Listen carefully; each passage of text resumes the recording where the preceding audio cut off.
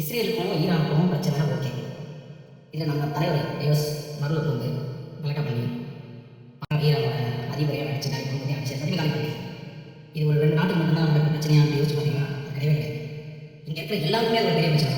Even நான் எல்லாரும் மற்றவங்களும் விட்டுருவேன், ஏன் நேரத்தில் சொல்ல மாட்டேன்.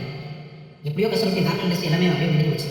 ஏதோ வகையில் எப்படியோ பிடிச்சி ஏதோ வந்து துபாய் பிஸ்னஸ் ஏன்னா யூஎஸ் காலி அது சொல்லிட்டாங்க, யூரோப் காலி சொல்லிட்டாங்க, எல்லாம் போய் கடைசியாக துபாய் யூஏ கண்ட்ரீஸ் ஏதோ பிஸ்னஸ் பிடிச்சி ஏதோ ஓரளவுக்கு ரன் பண்ணிட்டு இருந்தாங்க.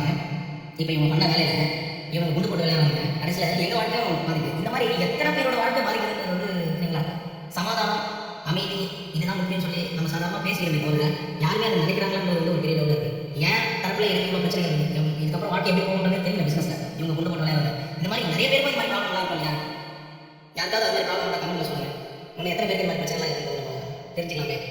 கடைசியில் நம்மளோட உயர்வு போர் வேணாம், ஊர் இருக்கிறதுனால எல்லாருக்கும் கஷ்டம் தான். எத்தனை மக்கள் சாகிறாங்க, எத்தனை உயிர்கள் போகுது, எத்தனை குழந்தைகள் போகிறாங்க, இது நமக்கு தேவையா? தயவுசெய்து இந்த போர் சீக்கிரமாக நிற்கணும்னு நம்ம எல்லாருமே இறைவனை பிரார்த்திக்கணும்.